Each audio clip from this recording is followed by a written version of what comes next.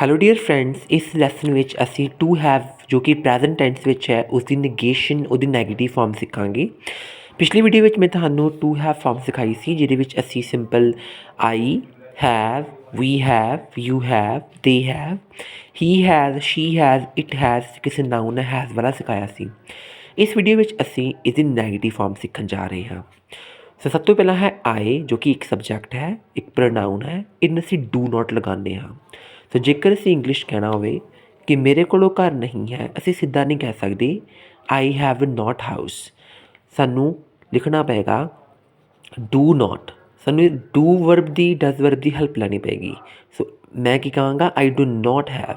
ਠੀਕ ਹੈ, do not have a house or a ਕਾਰ। ਠੀਕ ਹੈ, ਜੋ ਵੀ ਤੁਸੀਂ ਲਿਖਣਾ ਚਾਹੁੰਦੇ ਹੋ, ਤੁਸੀਂ ਸਿੱਧਾ ਇਸ ਤੋਂ ਬਾਅਦ ਨੋਟ ਨਹੀਂ ਲਗਾ ਸਕਦੇ। ਠੀਕ ਹੈ, ਜਿਵੇਂ ਵੀ ਹੈ, ਵੀ ਮਤਲਬ ਅਸੀਂ, ਸਾਡੇ ਕੋਲੋਂ ਪੈਸਾ ਹੈ, ਵੀ ਹੈਵ ਮਨੀ।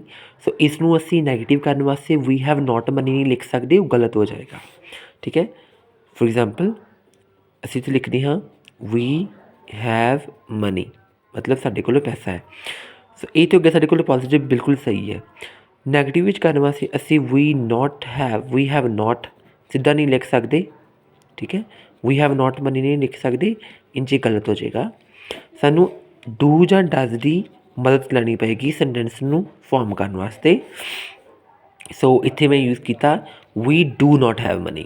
ਠੀਕ ਹੈ, ਅਸੀਂ ਜੋ ਪਲੂਰਲ ਸਬਜੈਕਟਸ ਹੁੰਦੇ ਨੇ ਉਹਦੇ ਨਾਲ ਅਸੀਂ ਡੂ ਲਗਾਉਂਦੇ ਹਾਂ, ਅਤੇ ਸਿੰਗੂਲਰ ਨਾਲ ਅਸੀਂ ਡਜ਼ ਲਗਾਉਂਦੇ ਹਾਂ। ਤੁਸੀਂ ਧਿਆਨ ਰੱਖਣਾ ਹੈ, ਜੋ ਕਿ ਇੱਥੇ ਦਿੱਤਾ ਹੋਇਆ ਹੈ ਵੀ ਡੂ ਨੋਟ। ਠੀਕ ਹੈ, we do not have money. So you ਲਿਖਿਆ, ਯੂ ਨਾਲ ਅਸੀਂ ਵੀ ਡੂ ਨੋਟ ਲਗਾਉਂਦੇ ਹਾਂ।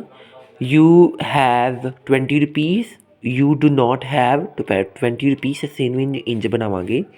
ਉਸ ਤੋਂ ਬਾਅਦ ਸਾਡੇ ਕੋਲ ਦੇ ਹੈ, ਦੇ ਨਾਲ ਵੀ ਅਸੀਂ ਡੂ ਨੋਟ ਲਗਾਉਂਦੇ ਹਾਂ। ਜਿਵੇਂ ਦੇ ਹੈਵ ਗੁੱਡ ਫਰੈਂਡਸ, ਦੇ do not have good friends, ਇਸ ਤਰੀਕੇ ਦੇ ਨਾਲ।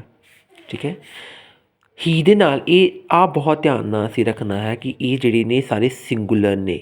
ਠੀਕ ਹੈ, ਸਿੰਗੂਲਰ ਸਬਜੈਕਟ ਯਾਨੀ ਕਿ ਇੱਕ ਵਚਨ ਨੇ, ਅਤੇ ਇੱਕ ਵਚਨ ਦੇ ਨਾਲ ਅਸੀਂ ਕੀ ਲਗਾਉਂਦੇ ਹਾਂ, ਡਜ਼ ਲਗਾਉਂਦੇ ਹਾਂ। ਠੀਕ ਹੈ, ਡਜ਼ ਨੋਟ ਲਗਾਉਂਦੇ ਹਾਂ, ਡਜ਼ ਨੋਟ ਹੈਵ ਆ ਜਾਏਗਾ। ਠੀਕ ਹੈ, ਇਹ ਸਾਰੀ ਨੇਗੇਸ਼ਨ ਦੇਖੋ ਹੈਵ ਦੇ ਨਾਲ ਆਏਗੀ। ਠੀਕ ਆ, ਆਈ ਡੂ ਨੋਟ ਹੈਵ ਆਏਗਾ, we do not have, you do not have, they do not have, he does not have, she does not have, it does not have.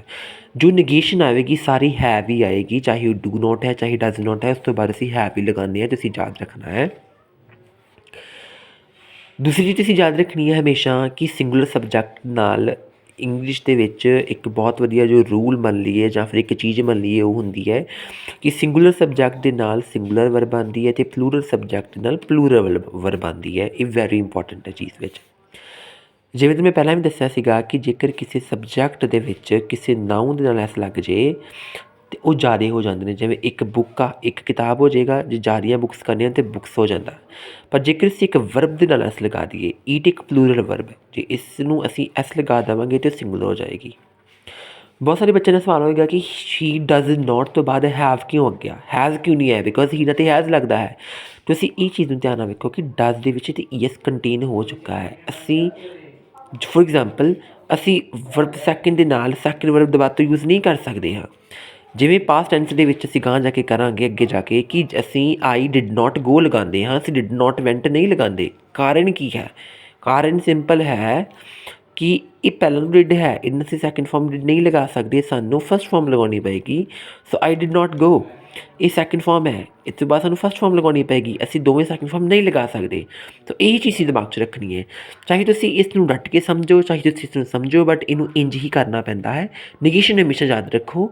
ਜਦੋਂ ਅਸੀਂ ਨੈਗੇਟਿਵ ਬਣਾਉਣਾ ਹੈ, ਆਈ ਡੂ ਨੋਟ ਹੈਵ ਬੋਲਾਂਗੇ, we do not have, you do not have, they do not have, he does not have, she does not have, it does not have, Ram does not have।